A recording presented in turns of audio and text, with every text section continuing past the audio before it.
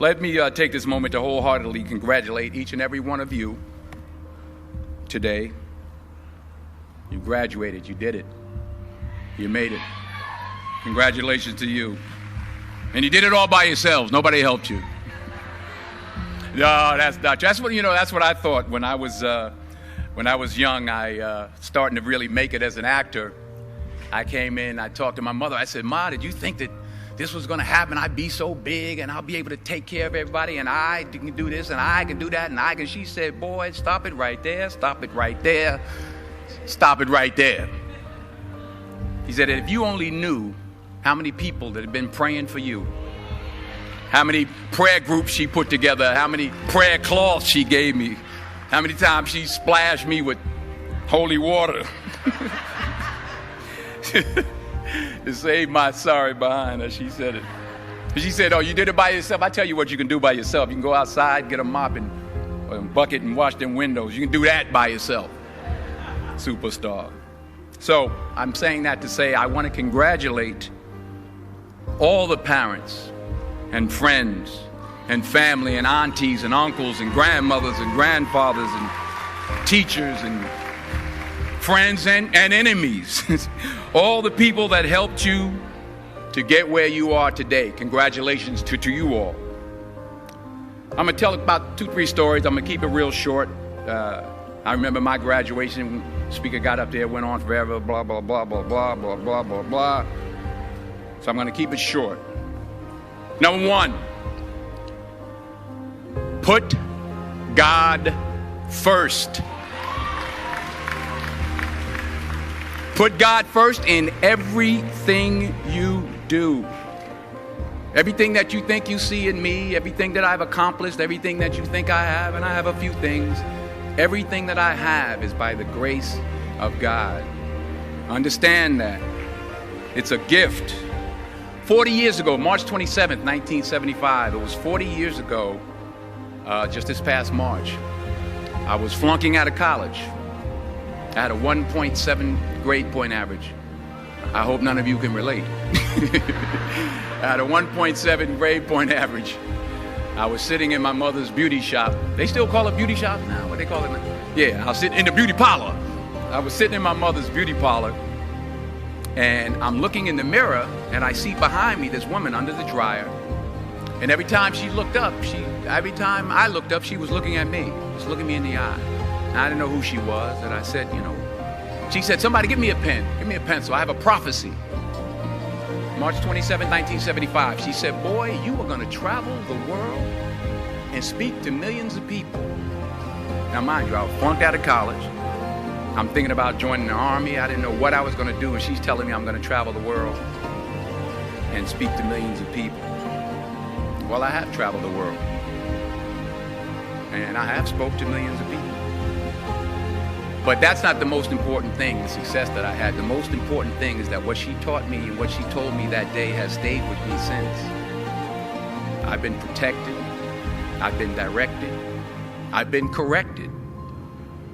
I've kept God in my life, and it's kept me humble.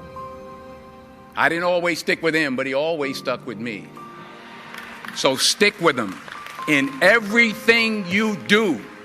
If you think you want to do what you think I've done, then do what I've done and stick with God. Number 2, fail big. That's right. Fail big. Today's the beginning of the rest of your life, and it can be very frightening. It's a new world out there. It's a mean world out there, and you only live once. So do what you feel passionate about. Take chances professionally. Don't be afraid to fail. There's an old IQ test, was 9 dots, and you had to draw 5 lines with a pencil within these 9 dots without lifting the pencil. The only way to do it was to go outside the box. So don't be afraid to go outside the box. Don't be afraid to think outside the box. Don't be afraid to fail big, to dream big. But remember, dreams without goals are just dreams, and they ultimately fuel disappointment. So have dreams, but have goals. Life goals, yearly goals, monthly goals, daily goals. I try to give myself a goal every day. Sometimes it's just to not curse somebody out. Simple goals, but have goals. And understand that to achieve these goals, you must apply discipline and consistency. In order to achieve your goals, you must apply discipline, which you have already done, and consistency every day, not just on Tuesday and miss a few days. You have to work at it every day. You have to plan every day. You've heard the saying, we don't plan to fail, we fail to plan. Hard work works. Working really hard is what successful people do. And in this text, tweet, twerk world that you've grown up in, remember, just because you're doing a lot more doesn't mean you're getting a lot more done.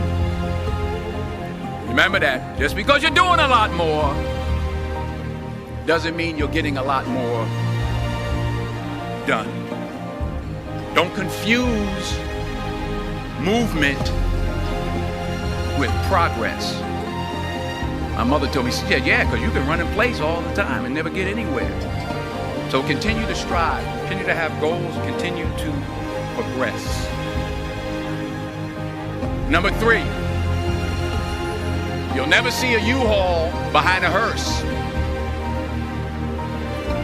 I'll say it again. You'll never see a U-Haul behind a hearse. I don't care how much money you make, you can't take it with you. The Egyptians tried it. They got robbed. That's all they got. You can't take it with you. And it's not how much you have.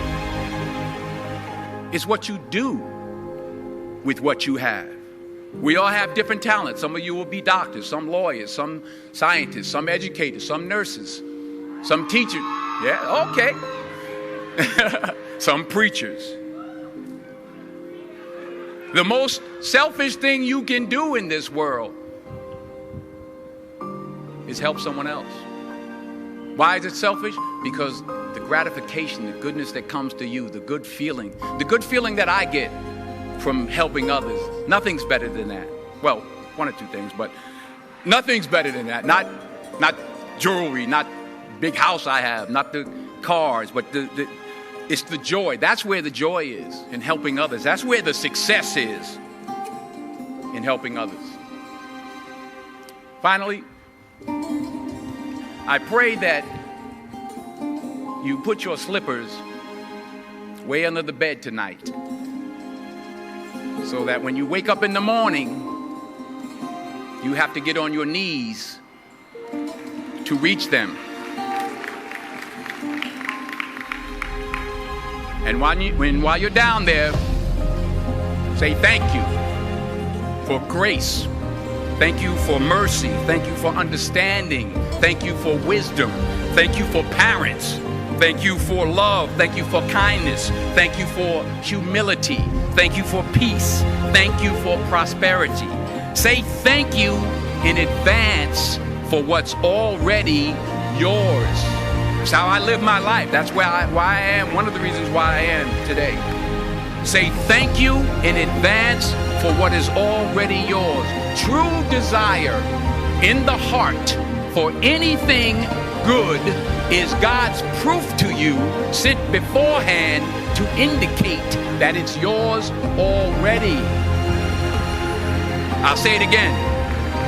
True desire in the heart, that itch that you have, whatever it is you want to do, that thing that you want to do to help others and to grow and to make money, that desire, that itch, that's God's proof to you, sent beforehand already to indicate that it's yours.